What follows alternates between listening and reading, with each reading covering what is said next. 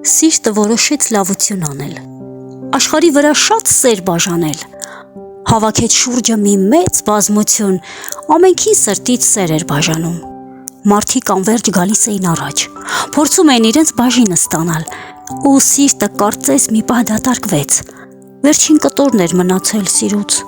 ու խելակորուս աչուձախ նայեց, իրեն հարազատ մի սիրտ էր փնտրում։ Ինչպես շատերն էին սերն առնում տանում ու հետո սիրուց անվերջ բողոքում։ Սիրտը ցնորված գլուխը կախեց, անզոր էր արդեն լավություն անել։ Բայց երբ քո սրտին հանկարծ հանդիպեց, երկու սրտերից